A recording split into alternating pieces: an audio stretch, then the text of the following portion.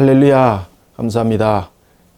오늘 매일 성경 큐티는 우리가 7월달 베드로전서를 공부하도록 하겠습니다. 자, 베드로전서는 저자가 베드로라는 것은 그는 누구도 부인할 수 없는 사실인데, 특히 베드로는 그 당시에 이렇게 헬라어를 기록하는데 그렇게 능숙하지 못했습니다. 그러다 보니까 이 베드로전서, 특히 이제 베드로전서 같은 경우는 이 기록을 받아서 기록을 했던 사람인데, 그가 실라가 이 베드로전서를 베드로가 이야기했던 것을 받아 적게 됩니다. 이것을 성경에서는, 베드로전서에서는 실로아노라고 이렇게 나와 있습니다. 실로아노가 바로 신라입니다. 신라가 이 서신을 대서를 하게 되는 겁니다. 베드로가 기록했던 이 서신서를 받아서 대서하여서 기록했던 것이 바로 베드로 전서가 되겠습니다. 자, 이런 베드로 전서는 매우 혼란한 시대 때에 기록이 됩니다. 기록의 시기를 여러분 보시면은 네로가 기독교인들을 박해할 때에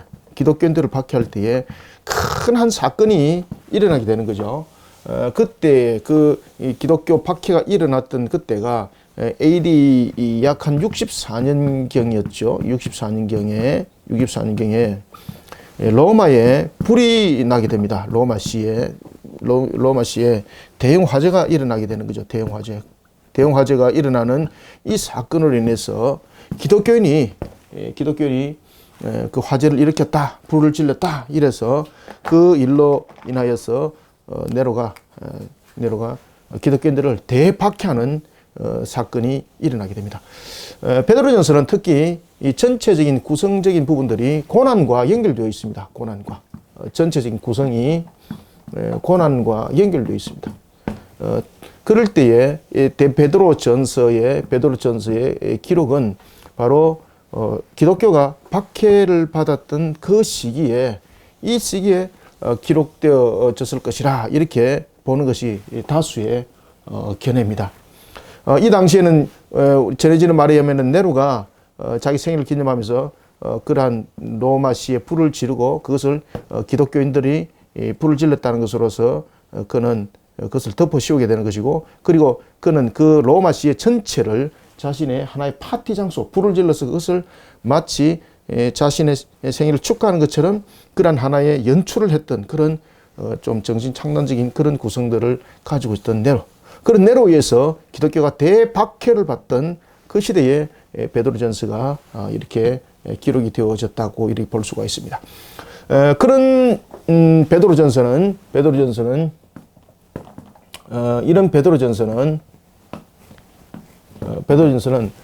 서신에도 보면 1장 1절에도 나타납니다만은, 특히 이제 소아시아를 향해서 소아시아에 있는 흩어져 있는 여러 교회들에게 보냅니다. 특히 이제 이 교회는 흩어져 있는 교회 디아스포라의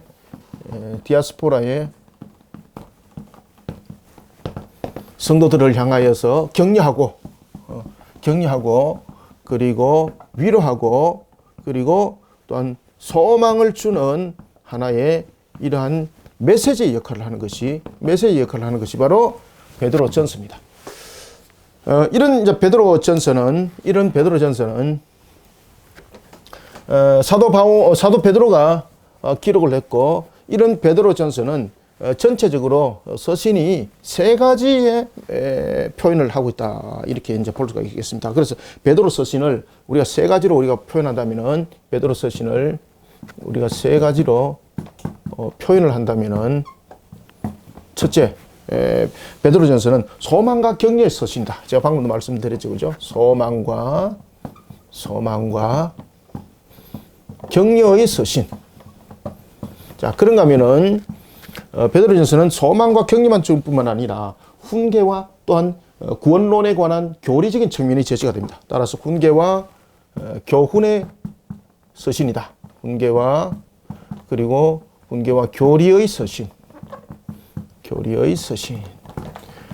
이 교리는 두 가지의 큰 교리가 이 속에 세워지게 되는데, 하나는 구원론이고 그리고 또 하나는 종말론이 이 부분에 중심을 이룹니다.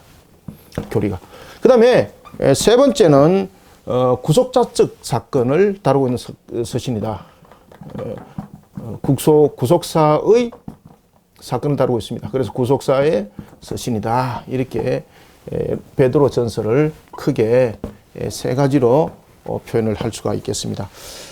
이런 베드로 전서는 어디에서 기록했는가 하면 기록된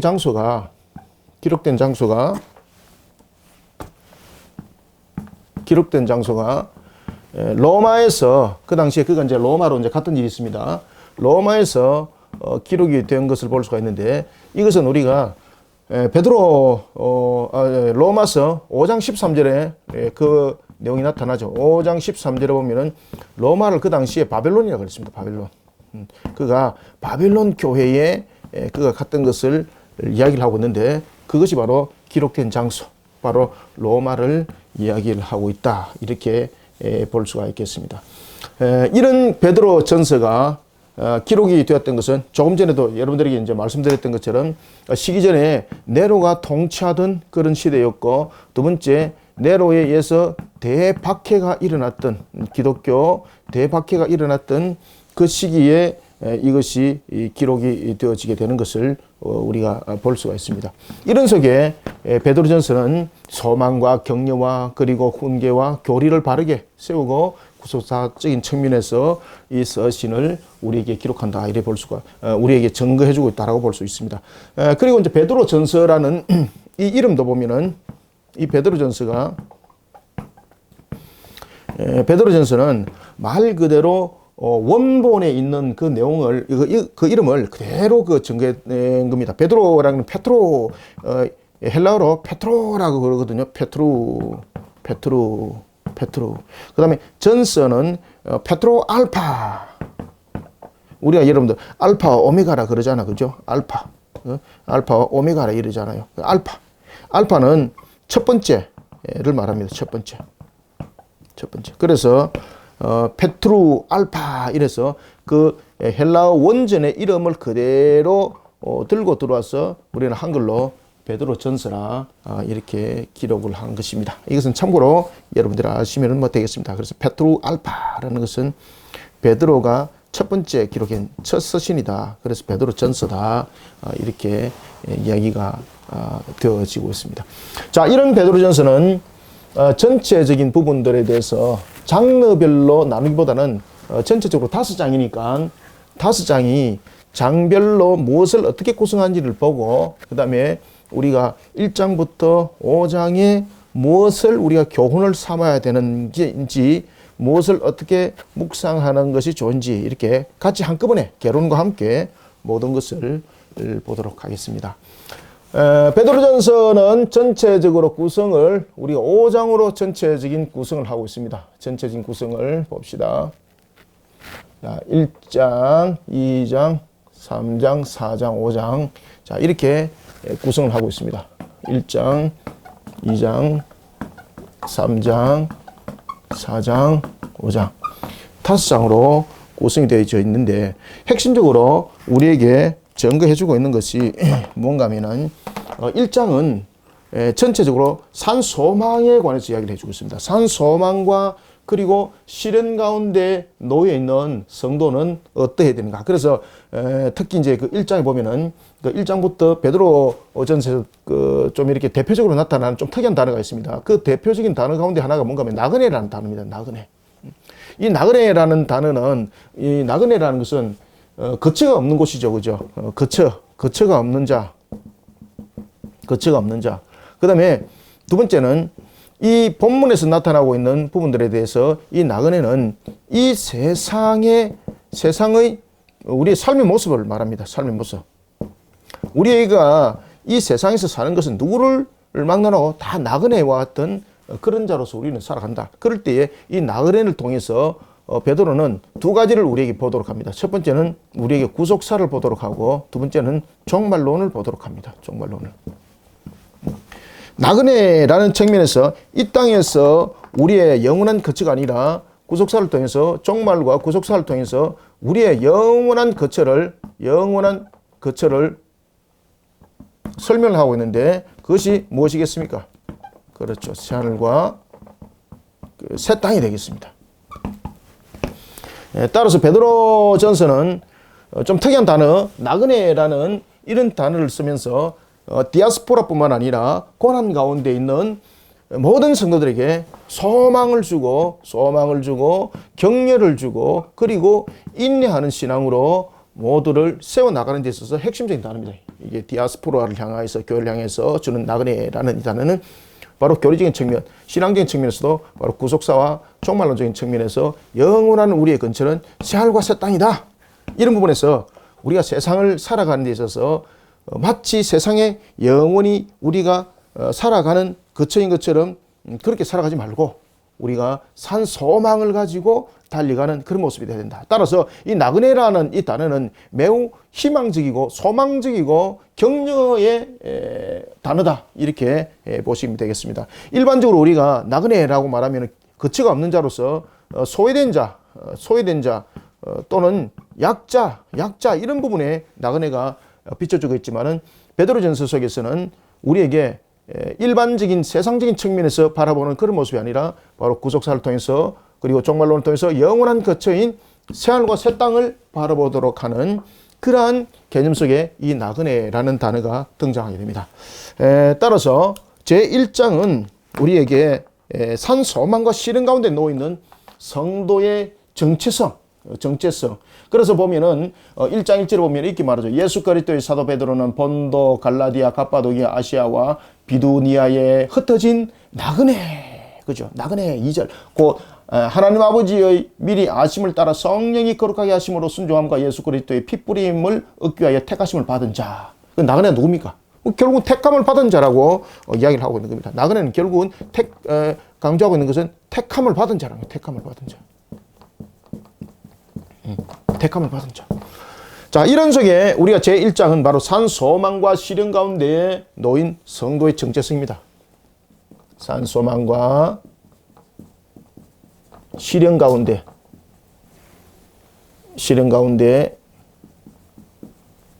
놓인 성도의 정체성. 자, 나중에 이제 안에 세부적인 것은 밑에서 하고요. 그 다음에 제2장은 우리에게 무엇을 여러분들 묵상하도록 할까요? 제2장은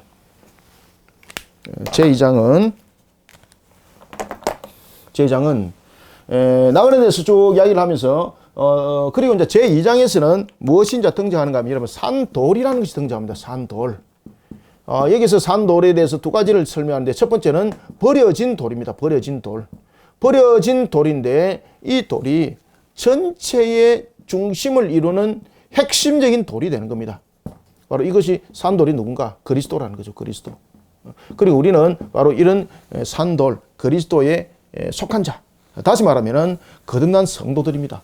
그러한 속에 산돌과 하나님의 백성에 관한 그런 내용들 그리고 또한 하나님의 백성으로 우리는 어떤 종의 걸음을 걸어가야 되는가라는 부분에서 베드로가 그 내용들을 전개하고 있을 때 제2장에 우리의 묵상의 중심은 거듭난 성도입니다. 중심이 거듭난 성도입니다. 거듭난 성도.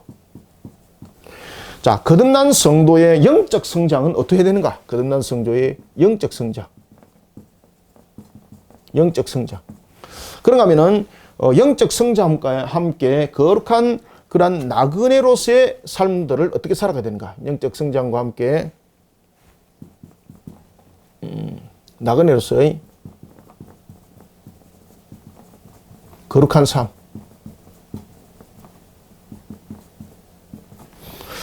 거듭난 성도의 영적 성장과 함께 나그네로서의 거룩한 삶에 대해서 제2장이 우리가 묵상을 하게 하고요. 그 다음에 이제 제3장에는 보면은 남편과 아내가 나옵니다. 아내와 남편. 제3장에서는 아내와 남편 관계에 대해서 이야기를 할 때에 아내가 믿음을 가진 자입니다. 아내는 믿음을 가진 자고 남편은 불신자입니다. 이 부분을 어떻게 해결해야 되겠는가? 여러분들, 우리는 처음부터 믿음의 신자로 태어난 사람 누가 있습니까? 또 모든 사람들은 다 우리는 한결같이 다 하나님 앞에 이방인이잖아요. 그런 우리가 복음으로서 먼저 믿는 자가 되었습니다. 그러면은 아내는 남편을 위해서 어떻게 되는가? 남편을 향해서 대적하는 것이 아니라 남편에게 순종하고, 이때 순종하는 이 마음은 바로 그리스도의 마음을 가져야 된다는 이야기입니다. 그를 순종하고 진짜로 사랑하고 그를 위해서 기도하고 이런 가운데 영향력을 끼치라는 이야기입니다. 영향력을 끼쳐서 불신자된 남편을 신자로 만드는 데 있어서 너의 사명을 감당하라는 것입니다. 따라서 남편도 마찬가지고, 남편도 아내가 불신자일 경우는 남편도 아내를 내칠 것이 아니라, 아내도 남편을 내칠 것이 아니라 기도하고 하나님의 부름 앞에 부부들을, 남편을 그리고 아내를 하나님 부름 앞으로 인도하는 자들이 되어라 라는 부분이 제3장의 중심적인 내용을 가지고 있습니다. 그리고 또한 제3장에는 나중에 이제 여러분들이 이제 함께 보겠습니다만은 우리는 지옥 강화라는 부분들이 그 속에 등장하고 있는 거죠. 그럴 때 우리에게 말하고 있는 것은 선한 싸움으로 모든 것을 이겨나가라는 것이 3장의 중심이 되겠습니다. 따라서 제3장은 성도의 올바른 그런 사회생활입니다. 성도의 사회생활이라는 것은 여러분 다양한 부분이죠. 여기서 이제 사회생활이라는 것은 가정생활뿐만 아니라 우리의 삶의 생활들, 모든 것을 전반적인 것들 합친 것을 우리 사회생활이라고 말하는 겁니다. 그래서 성도의 올바른 사회생활, 성도의 올바른 사회생활, 성도의 올바른 사회생활과 고난에 대해서 우리는 어떤 자세를 가져야 되는가? 생활과 고난에 대한 자세, 고난에 대한 자세. 어떤 자세를 가져야 될 것인가? 이것이 제3장에서 그 내용이 다뤄지고 있고요. 그 다음에 이제 제4장에서는 하나님의 은혜에 맡기진 선한 청지기라는 부분들을 통해서 이 내용들을 쭉 다루고 있습니다. 이제 구원받은 자로서의 우리는 어떤 모습을 가지고 있어야 되는가? 마치 구원받은 자로서만 끝나는 것이 아니라 우리가 구원받은 자로서의 우리 모습들은 그리스도의 값으로 살아가야 된다. 그 모습으로 정말로 십자가의 모습으로 살아가야 된다. 따라서 그리스도의 모범을 따르는 거죠. 그리스도인이라는 것은 그리스도의 모범을 따르는 거잖아요. 따라서 이제 제4장에서는 베드로가 그리스도의 모범을 따르며 깨어있는 종말의 신앙을 가지라는 겁니다. 그리스도의 모범, 그리스도의 모범을 따르야 된다. 모범을 따르며 깨어있는 종말의 신앙, 모범을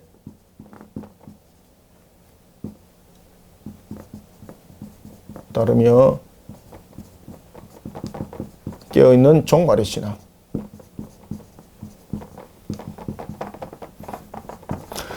자, 그 다음에 이제 제5장 마지막으로, 제5장은 이제 마지막으로 이제 결론이 나야 될 것 아니겠습니까? 바로 고난을 이겨낸 겸손과, 고난을 어떻게 우리는 이겨낼 것인가? 고난을 이겨낼 겸손의 신앙.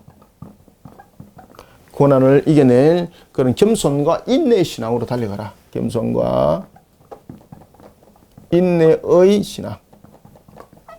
이 부분들이 제5장에서 다루어진다고 볼 수 있겠습니다. 자, 이런 제1장부터 5장까지의 베드로전서는 전체를 여러분 하나로 묶으라면은, 뭐로 설명할 수 있겠습니까? 이것을, 이 전체를.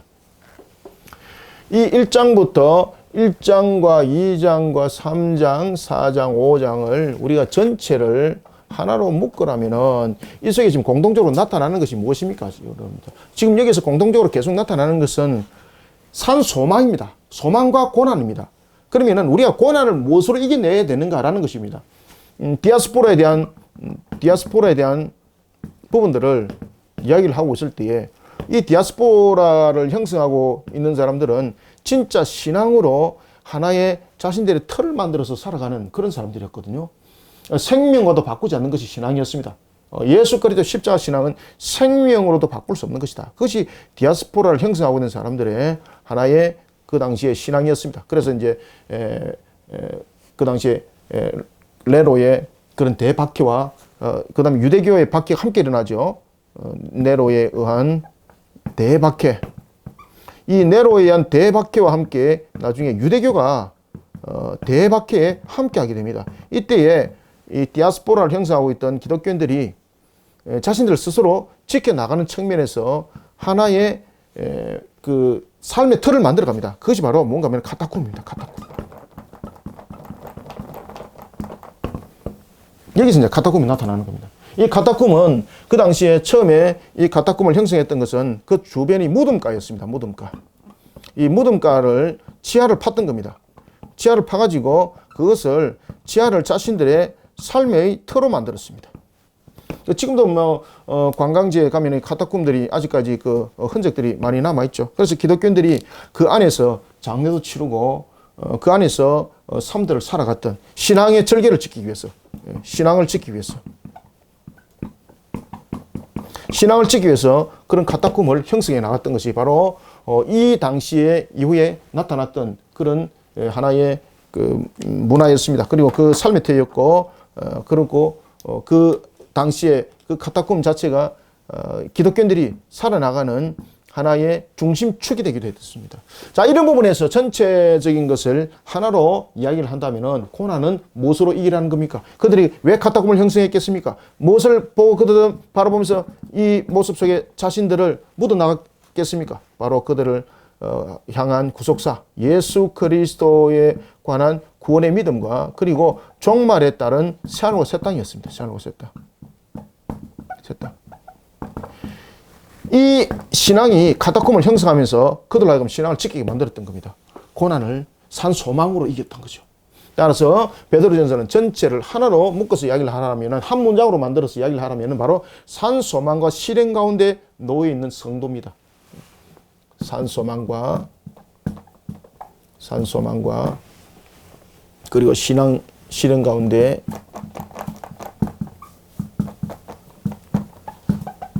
놓여진 성도의 정체성은 어떤 것인가? 어때야 되는가? 어때야 되는가? 따라서 이제 이런 부분을 가지고 우리가 베드로전서를 전체적으로 우리가 함께 묵상을 하도록 하겠습니다. 자, 그러면은 우리가 매일 성경을 보시면은 그 베드로전서가 뭐 그렇게 그 오랜 그 묵상을 하질 않습니다. 베드로전서가 보면은 전체적으로 한 열흘 정도 남짓 이렇게 묵상이 되어지고, 그다음에 이제 이사야서가 계속 이제 전거가 되어지는데, 이사야서는 그 저희들이 성경 공부, 목요 성경 공부에서 개론과 그리고 1장부터 이사야서 66장까지 모든 것이 녹화가 다 되어 있습니다. 그래서 그것을 캡처해서 올려드릴 테니까 참고하셔서 여러분들이 공부하시면 되겠습니다. 자, 베드로전서 여러분을 보시면은 베드로전서에 처음에 시작을 할 때에 이런 바벨론에 있는 교회가 살아가는 법이라고 되어 있죠. 이 바벨론에 있는이라는 것은 그 당시에 로마를 바벨론이라고 그랬습니다. 그래서 참고로 하시면 되겠고, 뭐 서론에 대한 부분들은 그렇게 어렵지 않으니까 여러분 그냥 쭉 한번 그냥 참고로 한번 읽어보시기 바랍니다. 참고로 읽어보시고, 그리고 이것이 9일까지 아마 그렇죠. 9일까지 묵상이 이루어지고 있네요. 9일까지 묵상이 이루어지고 있으니까 이 부분들을 가지고 여러분들이 묵상하실 때에 오늘 전개되어지는 내용들과 함께 여러분들이 묵상을 해주시면 감사하겠습니다. 자, 그러면 봅시다. 우리가 1장은 개론은 여기까지만 하고요. 1장은 전체적으로 우리가 무엇을 묵상하는 것인가 라고 말할 때에 제 1장은 바로 산소망입니다. 산소망. 산소망과 실현 가운데 놓이는 성도의 정체성. 베드로전서에서 특징적 단어가 무엇이라 그랬습니까? 나그네죠. 나그네. 나그네. 베드로전서에서 이 나그네는 앞에도 말씀드렸죠. 두 가지 측면에서 우리에게 이야기를 하고 있다. 하나는 구속사적인 측면과 또 하나는 종말론적인 측면에서의 하나의 우리로 하여금 이 땅에 살아가는 성도의 모습입니다. 성도의 모습입니다. 그러면은 구속사와 종말론 속에 살아가는 하나님의 택한 백성이죠. 택한 백성. 택한 백성이 이 땅에 살아가는 모습이 나그네라는 거예요. 나그네. 그러면은 우리에게 이 땅의 소망이 아니라 우리의 소망은, 진정한 소망은 어디에 있다는 겁니까? 새하늘과 새 땅에 소망이 있다는 겁니다. 새하늘과 새 땅. 새하늘과 새 땅에 우리에게 진정한 소망이 있다는 겁니다. 이 속에 우리의 소망이 있다는 겁니다. 따라서 우리가 이 땅에 나그네로 살아가는 데 있어서 세상 삶들을 너무 전전긍긍하게 살아가지 마라. 그럴 때에 우리의 기준과 그 방향들은 어떠해야 되는가? 그러면서 베드로가 인사말에 이렇게 말하는 거예요. 2절에 보면 곧 하나님 아버지의 미리 아심을 따라 성령이 거룩하게 하심으로 순종함과 예수 그리스도의 핏부림을 얻기 위하여 택함을 받은 자. 그러니 결국은 여기서 나그네는 누구였습니까? 예수 그리스도의 핏부림을 받은 자입니다. 핏부림. 핏부림 받은 자. 핏부림 받은 자. 그러면은 예수 그리스도의 핏부림 받은 것으로서 끝난 것이 아니라 이 예수 그리스도로부터 핏부림을 받은 자라는 것은 무슨 이야기를 하고 있습니까? 죄사함을 받은 자래요. 죄사함. 죄사함을 받은 자. 그러면 누가 죄사함을 받는가? 베드로가 그 이야기를 하죠. 택하심을 받은 자. 택하심을 받은 자. 택하심을 받은 자. 이 택하심을 받은 자를 통해서 우리의 또 무엇을 증거해 주고 있습니까? 하나님의 은혜.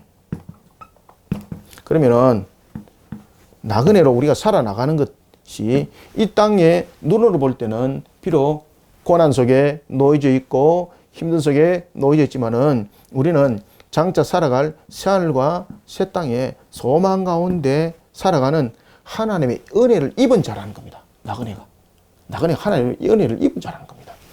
그런 우리의 모습 속에 세상의 고난 속에 흔들리지 말라는 거예요. 그래서 베드로전서는 전체적인 부분들이 바로 내용이 담고 있는 것이 위로와 그리고 격려의 내용들이 담겨져 있습니다. 그 내용들은 바로 박해 속에 흔들리고 있는 거죠. 박해 속에 흔들리고 있는 그들의 모습을 바라보면서 베드로가 우리가 이 땅에 살아가는 삶들은 모두가 나그네다, 나그네. 그런데 우리는 일반적인 나그네가 아니라 특별한 나그네다. 우리는 어떤 나그네인가? 예수 그리스도의 핏부림을 받은 죄사함을 받은 나그네다. 하나님으로부터 택함을 받은 그런 나그네다. 그런 우리는 이 땅을 살아가는 부분들로 끝나는 것이 아니라 우리에게는 새하늘과 새 땅에서 영원히 살아가는 그러한 이 땅에서의 잠깐 나그네다. 그러니 우리는 소망을 새하늘과 새 땅에 두면서 오늘도 우리가 하나님의 은혜 가운데 이 땅을 살아가는 나그네라는 것을 알고 오늘도 산소망과 시련 가운데 놓여 있을지라도 우리의 신앙들, 우리의 모습들을 견고하게 세워나가야 된다라고 베드로가 강조를 하고 있습니다. 자, 이런 속에 우리가 제1장을 통해서 또 추가적으로 묵상을 해야 될 세 가지가 있다면은, 자, 어떻게 우리는 산 소망 가운데 시련을 이겨내고 그리고 우리의 성도된 바로서의 그 신앙의 정체성을 우리는 지켜나가야 되는가? 먼저 첫 번째입니다. 우리가 제일 먼저 기억해야 될 것은 그 어느 누구도 예외 없이 우리는 살아가는 것이 흩어진 나그네로 이 땅을 살아간다는 것을 우리는 잊지 말아야 된다는 겁니다. 흩어진 나그네. 우리는 흩어진 나그네로서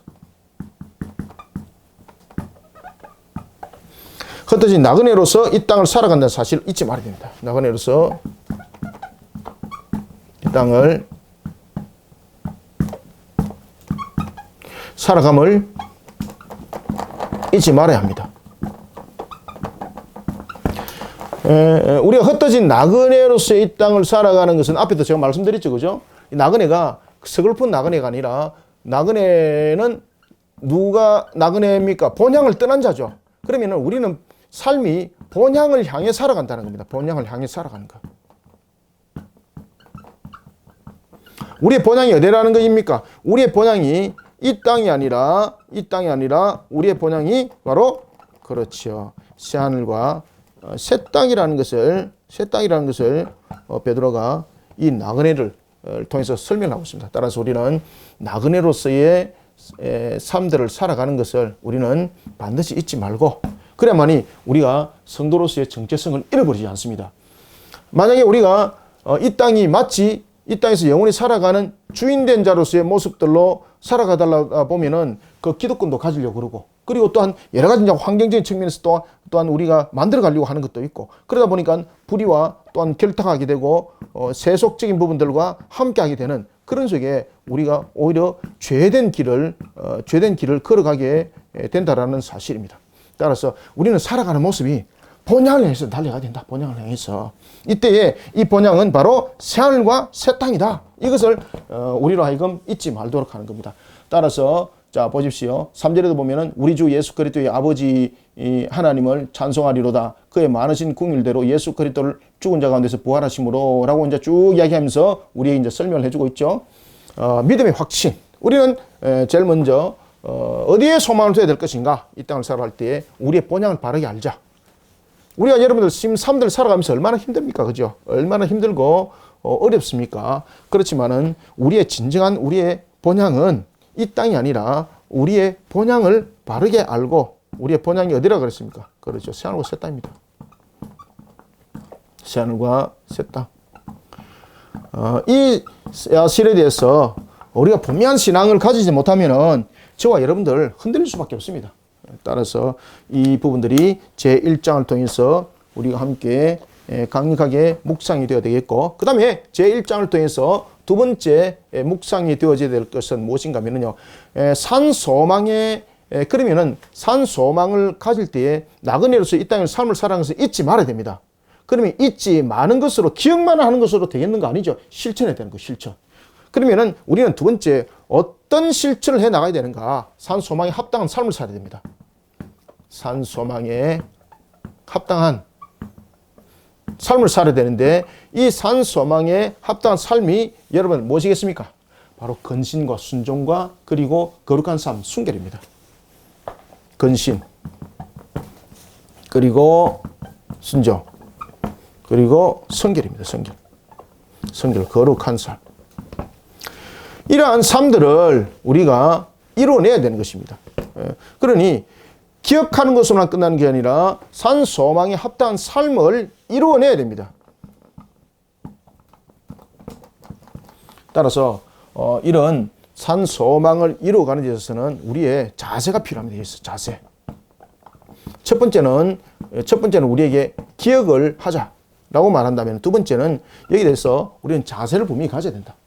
그저 산소망을 그저 내 가슴에만 안고 가는 것이 아니라 삶을 그렇게 하게 살면서 영적 전투를 치러 나가는 겁니다. 영적 전투를 치러 나갑니다. 그래서 베드로도 그 이야기를 하지 않습니까? 13절에도 보면 그러므로 너희 마음의 허리를 동이고, 그죠? 허리를 동이 매라는 겁니다. 동이 매어라. 그때 동이 매울 때 너희들의 사욕을 본받지 마라. 사욕을 본받지 마라. 그리고 거룩한 15절, 거룩한 이처럼 너희들도 모든 행실을 거룩하게 해라. 자, 여러분들, 행실을 거룩하게 한다라는 이 부분을 통해서 우리의 행실이 거룩함이라는 것은 이뤄내는 자세를 말하고 있는 겁니다. 이런 부분에서 행실을 거룩하게 이뤄내지 못하게 되면은 우리가 불의와 그리고 음란에, 그리고 우리로 하여금 부패에 빠지게 할 수밖에 없는 요인이 될 수가 있는 겁니다. 우리가 여러분, 노동이라는 것이 우리에게 두 가지의 의미를 갖고 있습니다.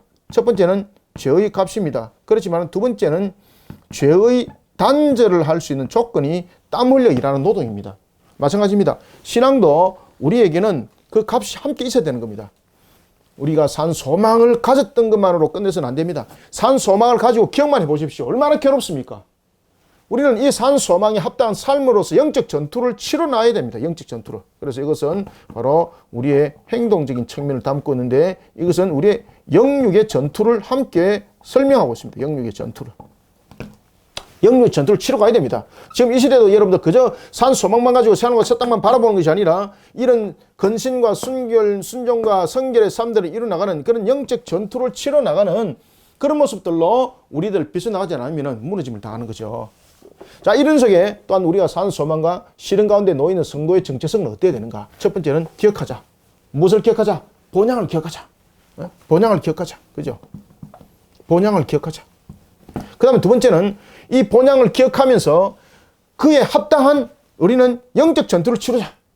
영적 전투를 치러 나가자. 왜? 하나님께서 우리에게 노동을 주신 것은 이 땅에 살아가는 부분에 있어서 또한 우리가 죄의 값이기도 하지만은 또한 우리가 죄를 이길 수 있는, 단절할 수 있는 하나의 귀한 도구가 되기도 합니다. 따라서 우리가 이런 근신과 순종과 성결한 거룩한 삶들을 이루어나는 그런 영적, 육적 전투를 통해서 우리는 산 소망이 우리 속에 단단히 박힌 목과 같이 그러한 모습들로 우리들을 세워나가야 되는 것입니다. 그렇기 때문에 14절과 15절에도 그런 말씀을 주잖아요. 13절부터 그러므로 너희 마음의 허리를 동이고 근신하여 예수 그리스도께서 나타나실 때 너희에게 가져다 주실 은혜를 온전히 바랄지어다. 너희가 순종하는 자식처럼 전에 알지 못할 때에 따르던 너희 사욕을 본받지 마라. 그죠? 영적 전투 벌려야 됩니다.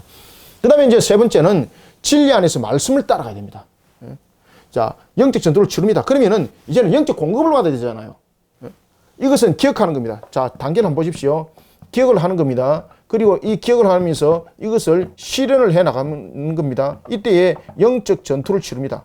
이때 영적 전투를 치르다 보면은 우리도 영적으로 고갈 상태에 도달할 수가 있는 거죠. 그런 이런 하나의 영적인 그리고 육적인 그러한 고갈 상태를 우리는 어떻게 회복시켜야 되겠습니까? 이 고갈된 것에 대해서 공급을 받아야 되잖아요. 공급을 받아야 합니다. 그러면은 이 공급을 어떻게 우리는 공급을 받을 것인가? 따라서 말씀입니다. 말씀을 따라. 말씀 속에서 이 공급을 받아야 됩니다. 지금 이해가시죠? 그죠? 공급을 받아야 됩니다. 기억을 해야 되고, 단계가 어떻게 된다 그랬죠? 기억을 해야 되고, 영육 간의 전투를 치러야 되고, 그 다음에 이제 고갈된 상태에 우리 부분들을 채워야 되잖아요. 이때 무엇으로 채워야 됩니까? 말씀으로 채워야 되는 거예요. 말씀으로. 그래서 진리 안에서. 그렇죠. 진리 안에서 하나님의 말씀을 따라야 됩니다. 하나님의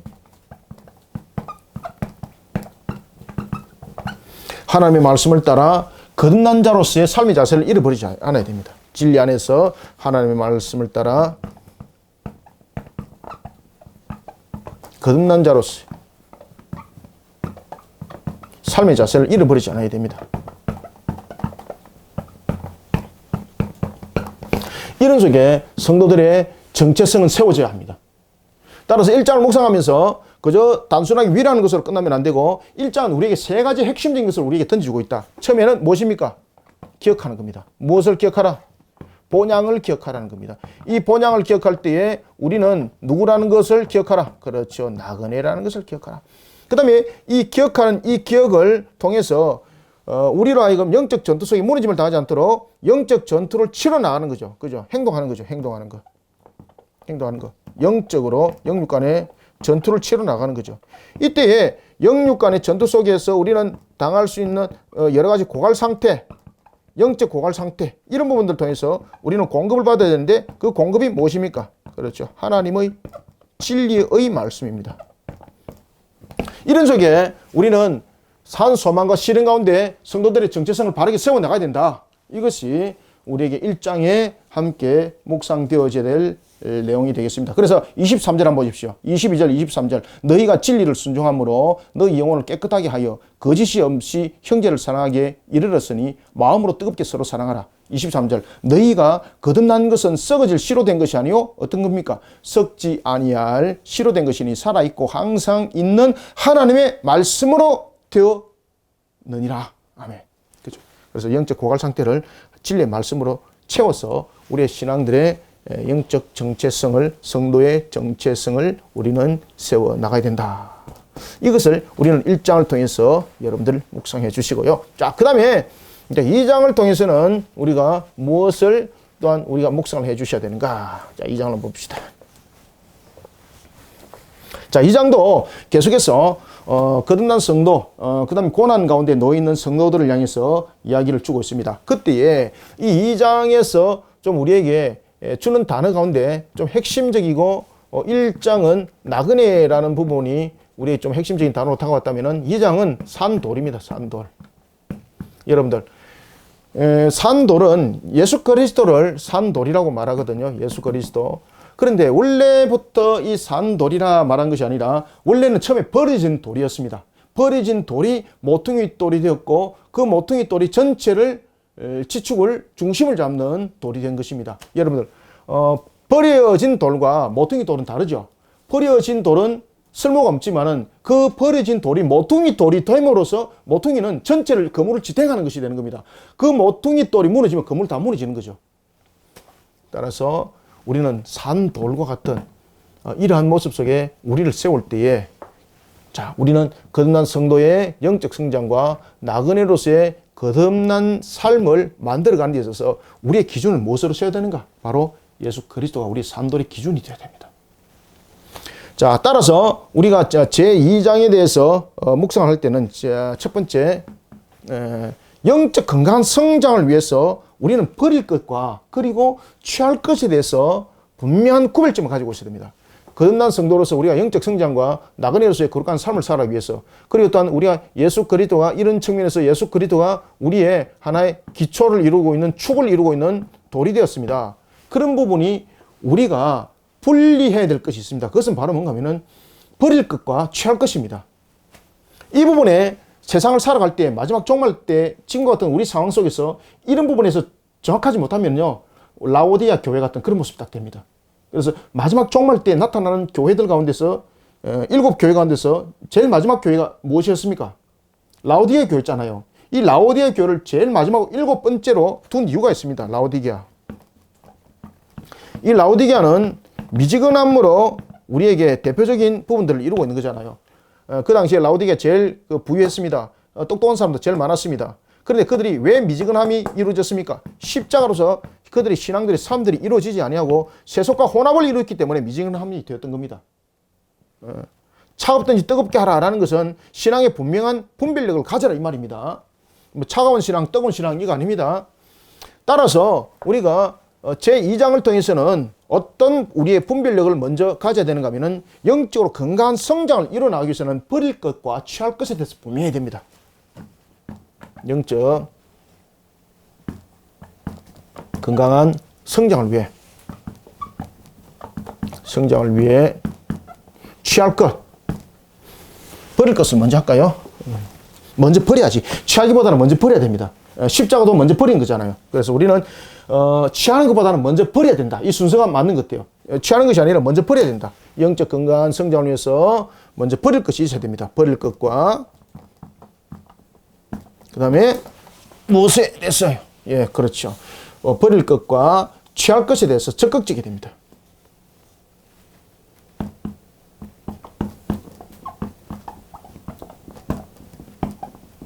분명해야 됩니다. 자, 그러면은 우리가 영적 건강한 성장을 위해서 거듭난 성도로서 영적 건강한 성장을 이루고 예수 그리스도가 우리의 모퉁이 돌로서 기초를 이루고 있지 않습니까? 그때 제일 먼저 버려야 되는 것이 먼저 우선순위입니다. 무엇을 여러분 버려야 되겠습니까? 자, 보십시오. 먼저 취할 것이 들어와서 혼합을 안 이루려면 먼저 버려져야 됩니다. 악한 것이 우리 속에 있습니다. 더럽고 악한 것이 우리 속에 있는데 그 속에 선한 것을 넣었습니다. 그러면 이것은 무엇이 되는 겁니까? 그대로 악함이 되는 겁니다. 선이 되어지기 위해서는 악함을 버려야 합니다. 악함을 버리고 선이 채워졌을 때에 선이 되는 겁니다. 어떤 관계 속에서도 혼합이 돼서는 안 됩니다. 그래서 먼저 버려져야 한다. 먼저 버려져야 한다. 그러면 무엇을 여러분들 우리가 버려야 될까요? 모든 악행입니다. 모든 악행. 모든 악행. 모든 악행. 그 다음에 거짓된 자기 포장. 거짓된 자기 포장.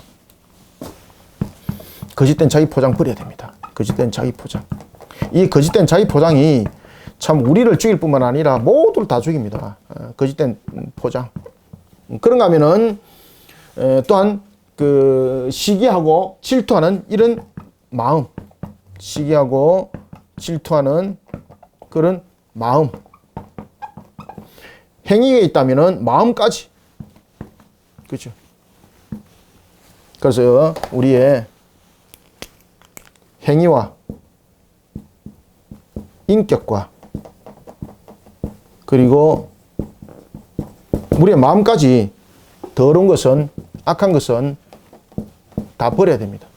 우리의 행위에 있어서, 그 다음에 우리의 인격에 있어서, 우리의 마음에 있어서 더러운 것이 있다면 전부 다 악한 것입니다. 이것을 버려야 합니다. 이해되셨습니까, 여러분들? 예. 따라서 2장도 그 이야기를 하고 있는 겁니다. 분명히 이제 예수 그리스도의 산돌에 관해서 이야기를 하고 있습니다. 그런데 예수 그리스도의 산돌에 관해서 누가 예수 그리스도의 산돌이 버려진 돌로 만들었습니까? 바로 제사장들, 바로 그들이었습니다. 그런데 이러한 산돌이 그들과 함께 혼합을 이루어 세워진 것이 아니죠. 자, 그러므로 2장 1절, 그러므로 모든 악독과 모든 기만과 외식과 시기와 모든 비방하는 말을 버리고 갓난 아기들 같이 순전하고 신령한 젖을 사모하라. 이는 그런 말미암아 너희로 구원에 이르도록 자라게 하려 함이라. 버려야 됩니다. 그 다음에 그러면은 우리가 영적으로 건강한 성장을 이루기 위해서는 두 번째, 무엇을 취해야 되는가? 무엇을 취해야 되겠습니까? 두말할 필요 없이 우리가 취해야 될 것은 바로 영광이 십자가입니다. 신령한 말씀의 젖을 취해야 됩니다. 신령한 말씀의 젖. 신령한 말씀의 젖. 그 다음에 본문 속에서도 그 이야기를 하고 있죠. 그죠? 1절에 보면은 순전하고 신령한 젖을 사모해라. 그죠? 젖을 사모해라. 말씀. 그 다음에 우리가 무엇을 취해야 되는가 하면 예수 그리스도로 말미암아서 즐거워하는 모습들이 되시길 바랍니다. 예수 그리스도로 말미암아 즐거워하는. 그래서 우리는 예수 이름으로 살아가다가 혹이나 우리가 손해가 볼지라도 그 이름으로 살아간 것으로 오히려 즐거워하고, 예수 그리스도 이름으로 살아가다가 불의한 것을 취하지 아니하고 오히려 가난해짐으로 오히려 그것을 감사히 여기고, 특히 여러분 누가복음에 보면은 부자와 거지 나사로에 대해서 이야기를 하고 있죠. 이 거지 나사로는 왜 거지로 살아갔습니까? 노동을 안 했기 때문이 아니라, 이는 누가복음에서 우리에게 비유해주고 있는 이야기는 무엇인가 하면은 불의함을 취하지 않는 겁니다. 어떤 관계에서도 불의함을 취하기보다는 오히려 하나님의 공의 가운데에 그는 살아가기를 급했던 자입니다. 그래서 거지 나사로가 천국에 와서 아브라함 품에 안겨 있더라고 성경은 우리에게 증거해주고 있는 것 여러분들 기억하셔야 됩니다. 자, 이와 같이 우리가 영적으로 건강한 성장을 위해서는 버려야 될 것은 모든 악한 행위에서부터 인격, 마음에서부터 악한 것은 모든 것을 버려야 되는 것이고, 그 다음에 취할 것은 비워짐은 채워야 합니다. 비워진 상태를 채우지 못하면 더욱더 악한 것이 들어가게 되는 거죠. 따라서 비워진 상태를 채워야 되는데, 그것은 뭔가 하면 말씀의 젖입니다. 말씀의 젖. 그 다음에 두 번째는 예수 그리스도로 말미암아 즐거워하는 삶입니다. 이 속에 우리의 행위와 그리고 무엇이 있습니까? 우리의 행위와 그리고 우리의 인격과 그리고 우리의 마음들이 이 속에 다 있는 겁니다.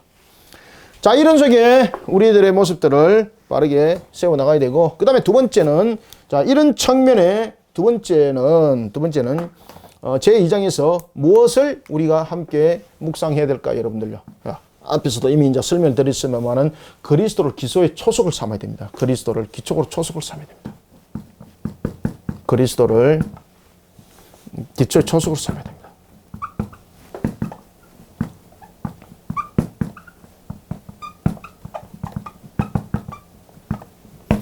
그리스도를 모든 것의 기초의 초석으로 삼으시길 바랍니다. 이것은 이미 이제 같이 제가 설명을 다 드렸고요. 그리스도의 초석으로 삼았을 때에 그 산돌이 우리의 모퉁이 돌이 됐을 때에 무너지지 않습니다. 자, 그 다음에 이제 세 번째에 그리스도의 고난의 발자취를 따르는 그런 순종한 인의 삶입니다. 그리스도의 고난을 따르는 고난의 발자취. 자, 그리스도의 고난의 발자취를 따르는 그런 순종과 인내함의 신앙이 되어야 됩니다.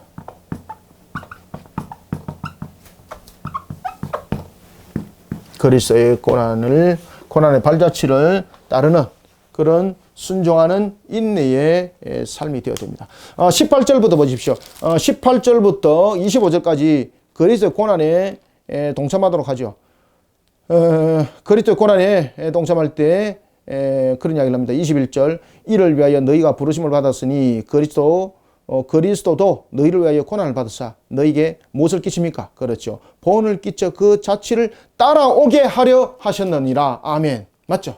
따라오게 하셨느니라. 우리는 오늘도 건강한 영적 성장과 나그네로서의 거룩한 삶을 살기 위해서는 그리스도의 고난의 발자취를 따라야 합니다. 그것을 통해서 우리로 하여금 따르도록 가르치기 위해서 그 길을 걸어갔다는 지 않습니까? 이런 고난의 발자취를 따르는 그런 순종함과 인내함이 함께 곁들여질 때 십자가는 우리를 이기게 하는 겁니다. 십자가는 여러분들 우리에게 힘들고 역경을 견뎌나가는 그런 고난, 우리가 감당할 수 없는 값이 아니고 하나님의 은혜 속에 비춰지는 하나의 산 소망의 거울이기도 한 것이 바로 십자가입니다. 그래서 우리는 그리스도의 고난의 발자취를 따라가는, 나는 오늘도 그리스도의 고난을 따르는 그런 십자가의 길을 걸어가고 있는지 내 자신들을 함께 돌아보는 우리들의 모습들이 되길 바랍니다. 자, 그런 가운데 이제 제3장은 우리가 제3장은 어떻게 묵상을 해야 될까? 자, 제3장이 전체적으로 담고 있는 것이 무엇입니까? 성도의 올바른 사회생활. 이 사회생활에는 뭐 사회적인 것도 있고 가정적인 것도 있고 뭐 공동체적인 부분들이 다 합쳐서 사회생활이라고 말할 수가 있습니다. 가정사회, 교회사회, 국가사회, 그죠? 직장사회. 그래서 그 모든 것들을 간추려서 사회생활이라 이렇게 보는 겁니다. 성도의 올바른 사회생활과 고난에 대한 자세는 어떠해야 되는가? 어떻게 되겠습니까? 무엇보다 여러분 그리스도의 가슴이 세워지지 않고는 안 됩니다. 자, 3절 보십시오. 3장에 보시면은 아내들아 1절 아내들아 이와 같이 자기 남편에게 순종하라. 이 순종은 무엇을 의미를 하고 있습니까? 여자가 아내 된 자로서 먼저 예수를 믿게 된 거죠. 그럴 때에 남편이 불순종 가운데 놓여져 있습니다. 그때에 그 남편에게 순종하여 정말로 예수 그리스도가 우리에게 어떻게 다가오셨는지, 예수 그리스도가 어떤 분인지 자기 자신이 그리스도인의 참 값이 되라는 겁니다. 아내들아 이와 같이 자기 남편에게 순종하라. 이는 혹 말씀을 순종하지 않는 자라도 말로 말미암지 않고 그 아내의 행실로 말미암아 구원을 받게 하려 함이니. 아멘. 그렇죠. 따라서 우리는 제3장을 통해서는 우리가 실천적인 묵상이 무엇이 제일 먼저 첫 번째 이루어져야 되는가 하면 그리스도의 가슴입니다. 예수 그리스도의 가슴. 예수 그리스도의 가슴을 가지지 않으면 안 됩니다. 예수 그리스도의 가슴으로 사랑해야 됩니다. 예수 그리스도의 가슴으로 사랑하고 그리고 생각하고 이해하고 이런 모습 그리고 순종을 이루는 순종하는 모습. 예수 그리스도의 가슴으로 사랑하고 예수 그리스도의 가슴으로 생각하고 예수 그리스도의 가슴으로 이해하고 예수 그리스도의 가슴으로 순종하는 이런 모습 속에 우리가 살아나가는 사회 속에 우리는 그리스도인의 값으로 고난을 이겨낼 수가 있습니다. 남편이 불신자입니다. 이런 가슴들로서 가정에 남편을 복음화했을 때 그 가정에 평화, 샬롬, 하나님께서 우리에게 또한 주시는 보상의 값이기도 합니다. 그 다음에 두 번째는 우리가 이러한 성도의 올바른 사회생활과 고난에 대한 자세 부분에서는 첫 번째 무엇이 필요하다고 그랬습니까? 그렇죠. 예수 그리스도의 가슴이다. 예수 그리스도의 가슴. 이것이 핵심이죠. 가슴을 가져야 된다. 예수 그리스도의 가슴이 없는 상태에서 사랑, 생각, 이해, 순종 이건 전부 다 헛금이다. 헛금. 두 복면이죠. 그죠? 이렇게 복면 바꾸고 저렇게 복면 바꾸고 두 복면인 것 같습니다. 자, 그 다음에 우리가 3장을 통해서 두 번째는 예수 그리스도의 가슴으로 우리는 불의와 그리고 고난을 물리치는 그러한 실천이 있어야 됩니다. 예수 그리스도의 가슴으로 고난과 예수 그리스도의 가슴으로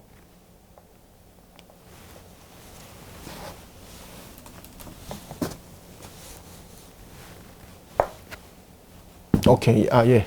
예수 그리스도의 가슴으로 제가 그냥 글을 쓸게요. 예수 그리스도의 가슴으로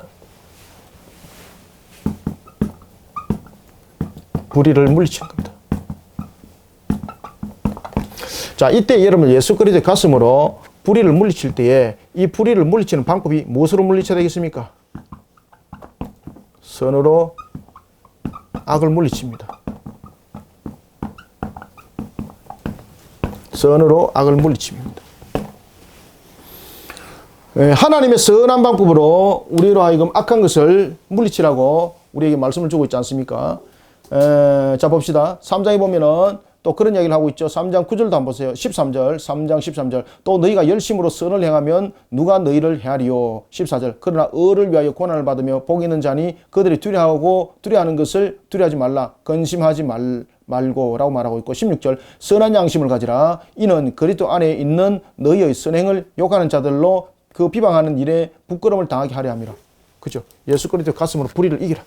그때 예수 그리스도 가슴으로 불의를 어떻게 이겨야 됩니까? 선으로 악을 물리쳐라. 선으로 악을 물리쳐라. 그죠? 선으로. 여기서 선은 무엇입니까? 예수님의 가슴입니다. 예수님의. 하나님의 말씀. 하나님 말씀 안에 들어온 것. 이것은 어떤 착한 행실 이런 것이 아닙니다. 착한 행실도 물론 이 속에 뭐 다 포함이 됩니다만 우리가 일반적으로 말하는 착할 선자 그것이 아니고 여기에서 선이라는 것은 하나님이 보시기에입니다. 하나님 보시기에.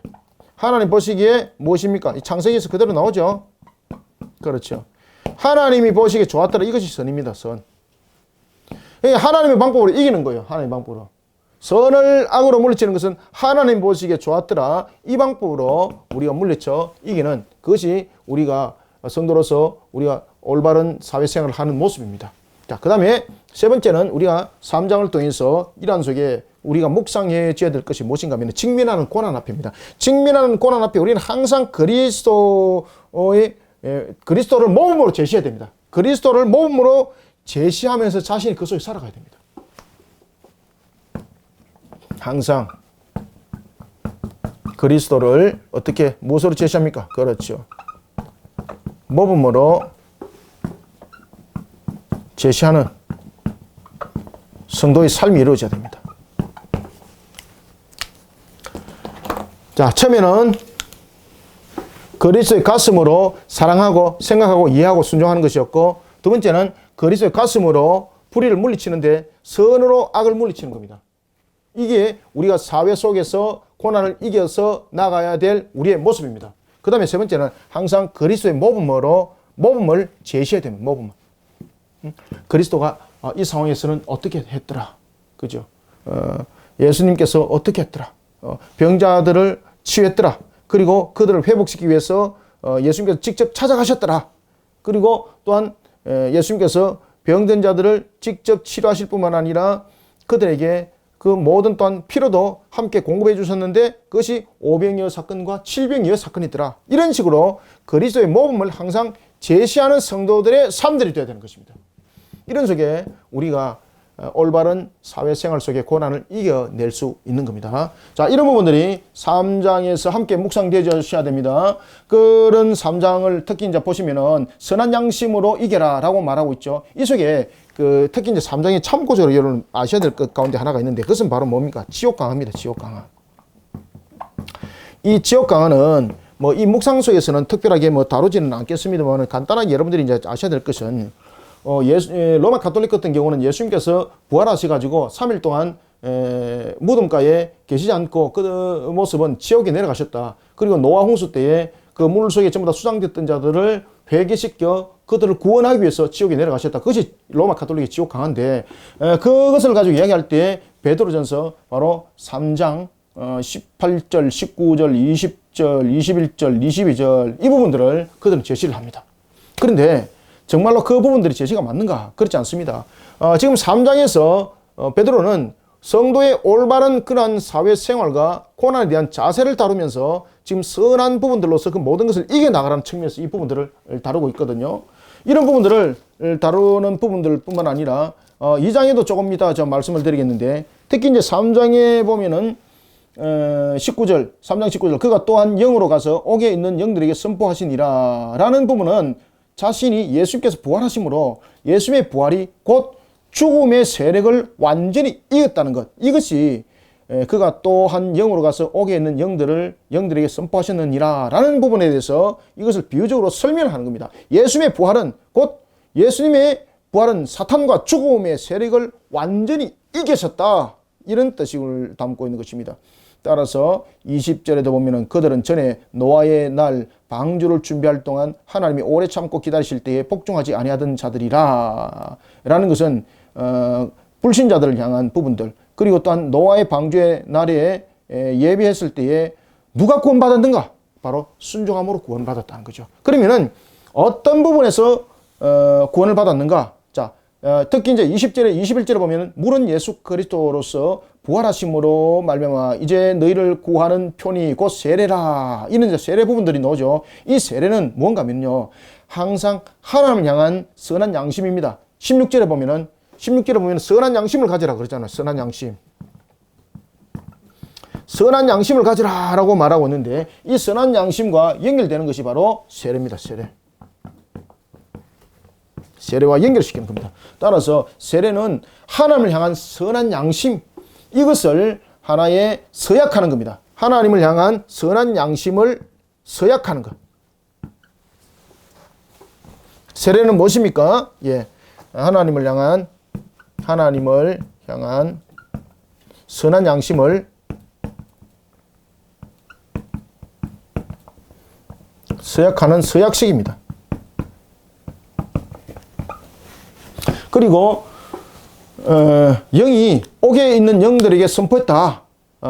영으로 가서 예수님께서 영으로 가서 부활하셔서 19절에 영으로 가서 옥에 있는 영들에게 선포했다는 것은 바로 사탄과 죽음의 세력을 완전히 이기셨다라는 것을 뜻하는 것입니다. 자, 2장에 나왔기 때문에 또 하나 보면은 2장에도 여러분 한번 보십시오. 2장에도 보면은 2장 9절에 그러나 너희는 택한 족속이요 왕같은 제사장이요 거룩한 나라요 그의 소유된 백성이니 이는 너희를 어두운 데서 불러내어 그의 기이한 빛에 들어가게 하신 이 아름다운 덕을 선포하게 하려 하심이라 라고 2장에서 나오고 있죠. 그죠? 그래서 2장 속에서는 우리에게 선포하고 있는 것이 보십시오. 우리가 택한 족속 되었습니다. 왕같은 제사장 되었습니다. 거룩한 나라 되었습니다. 그의 소유된 백성이 되었습니다. 그래서 왜 우리를 이와 같이 네 가지로 우리를 세웠는가 하면은 그래서 9절에 이는 우리로 하여금 복음으로서 우리로 하여금 그 모든 사역들을 감당케 하기 위해서 우리를 이와 같이 택한 족속 만들었고 왕같은 제사장 만들었고 거룩한 나라 만들었고 그의 소유된 백성 되게 이 땅에 두셨다는 겁니다. 이해가시죠? 그죠? 이런 것들은 다음에 성경 공부 시간 때에 다시 한 번 더 집중적으로 그 내용들을 다뤄 나가도록 하겠습니다. 자, 3장은 이와 같이 여러분들 묵상들이 이루어져야 되겠습니다. 이 부분들을 여러분들 함께 잊지 마시고요. 자, 다음에 이제 그러면은 4장의 우리들의 중심의 묵상은 무엇인가? 그리스도의 모범입니다. 그리스도의 모범. 앞에도 3장에서도 모범이 나왔죠. 제 4장에서는 이런 부분들이 이제 본격적으로 다뤄지게 되는데 우리가 제 4장 봅시다. 청지기에 관해서 그 내용들을 이제 다루고 있습니다. 청지기로서 우리는 어찌해야 되는가? 음란과 정욕과 술 취함과 3절의 방탕과 향락과 그런 무법한 우상 숭배로부터 우리는 따라서는 아니 된다라는 거죠. 청지기로서. 따라서 우리는 제 4장을 통해서 우리에게 주고 있는 묵상들은 세 가지적인 측면에서 우리에게 묵상을 우리에게 주고 있는데 그 첫 번째는 하나님의 뜻을 쫓아가는 겁니다. 하나님의 뜻을 쫓아가는 속에서 우리는 그리스도의 모범을 따라가는 자가 되어야 됩니다. 하나님의 뜻을 쫓지 아니하고 다른 어떤 방향 속에서 어떤 내용들이 등장하겠습니까? 따라서 우리는 하나님의 뜻을 쫓아 살아가는 것이 우리의 원동력이고 그리고 그 원동력이 그리스도가 우리로 하여금 이끌어가는 십자가 되어야 되는 것입니다. 따라서 우리의 첫 번째 묵상은 하나님의 뜻을 쫓아 살아가는 하나님의 뜻을 쫓아 살아가는 것이 그것의 원동력이 무엇이 되어야 됩니까? 원동력이 예수 그리스도의 십자가 되어야 됩니다.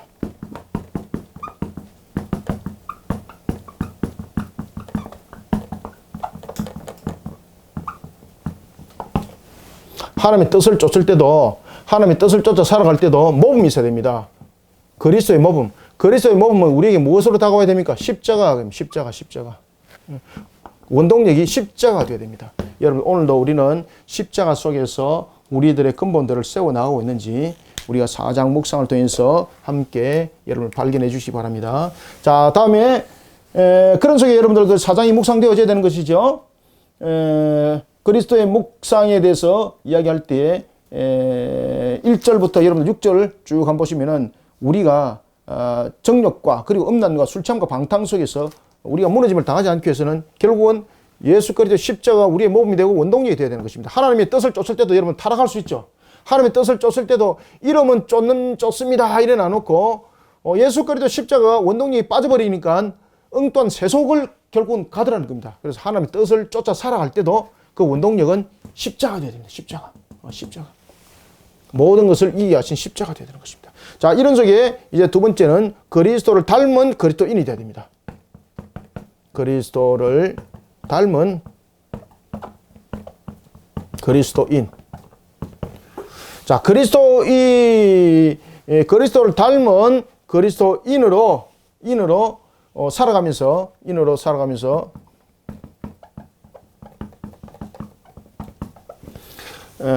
그 이름으로 하나님께 영광을 돌리는 신앙이 되어야 됩니다. 그리스도의 이름으로 하나님께 영광을 돌리는 삶이 되어야 됩니다. 그래야만이 무너짐을 당하지 않습니다. 여러분들, 그리스도의 모범을 따를 때에 첫 번째는 십자가고 두 번째는 그리스도의 이름으로 살아가야 되는 겁니다. 자, 여러분들, 예수님이 모든 뜻을 이룰 때에 그 모든 뜻은 누구의 뜻을 따랐습니까? 아버지의 뜻을 따랐습니다. 그리고 모든 영광을 아버지 이름 위에 모든 영광을 올려놨던 것입니다.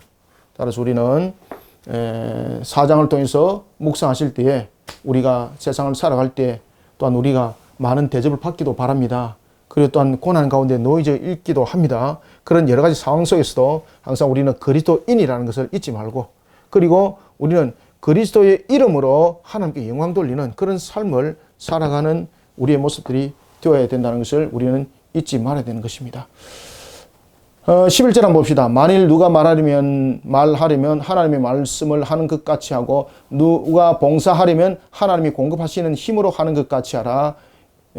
이는 범사의 누굽니까? 그렇죠. 범사의 예수 그리스도로 말미암아 하나님이 영광을 받으시게 하려 함이니. 그죠? 우리가 예수 그리스도 이름으로 하나님께 영광을 돌릴 때 누가 기뻐한다는 겁니까? 하나님이 기뻐합니다, 여러분들. 예수 그리스도로 말미암아 하나님이 영광을 받으시게 하려 함이니 그에게 영광과 권능이 세세 무궁하도록 있느니라. 아멘. 자, 다음에 이제 세 번째는 우리가 어떤 내용들을 우리가 묵상해야 되는가 하면 그리스도인으로 끝까지 살아가야 됩니다. 그리스도인으로 끝까지. 그리스도인으로 끝까지 하나님의 뜻대로 살아야 됩니다. 하나님의 뜻대로. 하나님의 뜻대로.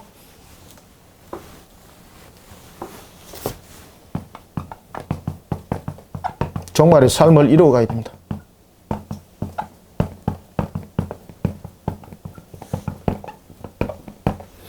여러분, 종말에 우리들 지금도 우리가 종말의 때를 지금 살아가고 있죠. 다섯 번째 인이 이제 떼졌고 이미 여섯 번째 인이 떼질 우주의 대환란이 이제 곧 있는 그런 시대에 우리는 끝까지 하나님의 뜻을 따라야 됩니다. 하나님의 뜻을 따르는 자 피할 길도 있습니다, 여러분들. 보십시오. 12절부터 19절에서 이야기합니다. 18절, 19절, 17절부터 19절까지 한번 세 절을 읽어볼게요. 하나님의 집에서 심판을 시작할 때가 되었나니 만일 우리에게 먼저 하면 하나님의 복음을 순종하지 아니하는 자들의 그 마지막은 어떠하며 또 의인이 겨우 구원을 받으면 경건하지 아니한 자와 죄인은 어디에 쓰리요? 그러므로 무엇대로? 그렇죠. 그러므로 하나님의 뜻대로 고난을 받는 자들은 또한 선을 행하는 가운데 그 영혼을 미쁘신 창조주께 의탁할지어다. 아멘. 여러분들, 우리는 끝까지 하나님의 뜻대로 종말의 삶들을, 예수님도 그렇게 하셨잖아요. 그죠? 예. 그런 종말의 삶들을 이뤄나가야 되는 겁니다. 그래서 그리스도가 우리의 모범이 되어야 됩니다. 그리스도가 우리의 모범이 됩니다. 십자가를 쫓아가고, 그리고 그리스도를 닮은 그 값으로 그리스도의 이름으로 하나님께 영광 돌리고, 그리고 하나님의 뜻대로 종말을 끝까지 싸워 이겨나가면서 하나님께 영광 돌리는 그러한 우리 모습들이 되길 바랍니다.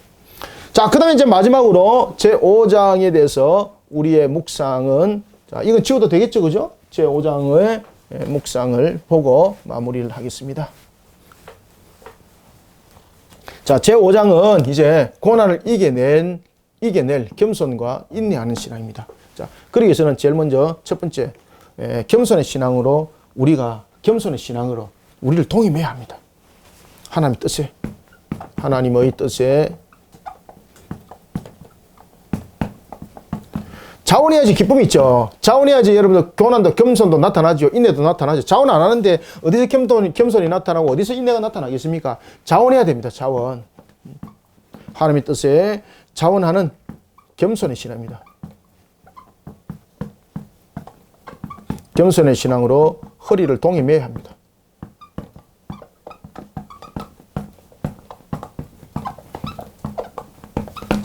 제가 아직까지 다리가 지금 서지를 못해가지고 이 글을 적다 보니까 몸이 이래 뒤틀려서 적다 보니까 제 몸도 굉장히 불편하고 어려움이 있습니다만은 하나님의 뜻에 자원하는 그런 기쁨 뜻으로 제가 지금 사역을 하고 있습니다. 제가 지금 땀도 많이 지금 속으로 흘리고 있고 제가 지금 와이사스 모든 것이 지금 땀으로 흠뻑 젖어 있습니다. 그렇지만 하나님의 뜻에 자원하는 그 기쁨으로 모든 것을 해 나가고 있습니다. 어떤 관계 속에서도 우리는 하나님의 뜻을 자원하는 이 기쁨이 있어야 합니다. 자원하지 않으면 기쁨이 없습니다. 자원하지 않으면 겸손이 없고 인내가 없습니다. 왜 그런가 하면 그 속에 불만이 가득하거든요. 내가 왜 이렇게 하지? 내가 왜 이런 짓을 하고 있지? 뭐 그런 속에 또는 뭐 대가응보적인 측면에서 뭐 바라보는 뭐 인과응보적인 그런 모습도 드러나고 말이죠. 따라서 우리는 하나님의 뜻에 자원하는 그런 속에 우리는 종말을 이겨내가는 그런 성도들의 신앙이 되어야 되는 것입니다. 하나님의 뜻에 자원하는 겸손의 신앙으로 허리를 동임합시다. 네, 아멘 하는 소리가 여기까지 들리는 것 같습니다. 한번 봅시다. 2절에 보면은 2절, 3절, 2절 너희 중에 있는 하나님의 양무리를 치되 억지로 하지 말고 하나님의 뜻을 따라. 어떻게? 자원함으로 하며 억지로 하지 마라. 자원하면서 해라. 자원하며 더러운 이득을 위하여 하지 마라. 인과응보적인 그런 부분들, 그 다음에 불의한 것들 취하지 마라. 하지 말고 기꺼이 하며 맡은 자들에게 주장하는 자세를 하지 말고 양무리의 본이 되라. 아멘. 그죠? 자원하는 그 기쁨으로 모든 우리가 사역들을 행해 나가면서 그런 속에 나는 정말로 자원하는 기쁨 속에 우리는 봉사하고 있고 섬기고 있는지 묵상하고 이런 부분들이 잘 이루어지지 않다면은 즉시 회개하고 우리들의 근본들을 여러분들 세워나가도록 합시다. 자, 그 다음에 이제 두 번째는 환란의 때를 굴복당하는 모습이 돼서는 안 됩니다. 환란의 때. 환란의 때를 굴복당하는 모습이 아니라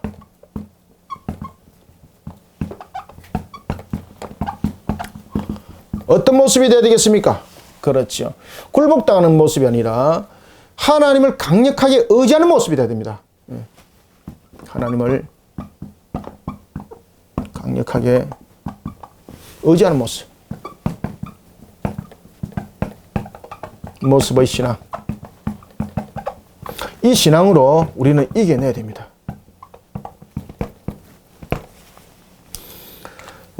우리가 여러분들 보시면은 환란의 때에 굴복당해버리는 모습들, 특히 우리가 육신적인 모습, 물질적인 모습, 그 다음에 명예의 권세에 관한 모습, 이런 속에 굴복당해서는 안 됩니다. 하나님을 강력하게 의지하는 모습 속에 우리의 근본들을 세워나가야 됩니다. 자, 여기 본문도 그런 이야기를 하고 있죠. 6절 한번 봅시다. 그러므로 하나님의 능하신 손 아래에서 겸손하라. 때가 되면 너희를 높이실 것이다. 그래, 환란의 때 굴복당하는 모습은 육신의 부분들을 찾아가서 물질을 찾아서 명예를 찾아서 가게 되면 결국은 굴복당한 속에 그는 종살이를 하게 되는 겁니다. 하나님을 강력하게 의지하는 모습 속에서 오늘 본문에도 그 얘기를 하고 있죠. 너희들이 승리하는 자들이 될 것이다. 너희들이 승리하는 자가 될 것이다. 그래서 오늘 본문에도 보면은 10절 이렇게 말합니다. 모든 은혜의 하나님 곧 그리스도 안에서 너희를 부르사 자기의 영원한 영광에 들어가게 하신 이가 잠깐 고난을 당한 너희를 친히 온전하게 하시며 굳건하게 하시며 강하게 하시며 터를 견고하게 하시리라. 아멘. 그죠? 아멘. 어떤 관계 속에서도 우리는 하나님의 그 강력한 손에 의지하는 자들이 여러분들 되어야 되겠습니다. 자, 그리고 이제 마지막으로는 세 번째는요, 환란의 때를 통해서 형제를 기억하는 자가 되어야 됩니다. 환란의 때를 우리는 환란의 때에 대해서 자신이 동일한 고난을 겪고 있는 형제를 기억하면서 인내해야 됩니다. 환란의 때가 내 혼자만이 아니라는 거예요. 환란의 때를 통해 고난 가운데 있는 형제를 기억하라. 기억하며 인내하는 신앙이 되어야 된다.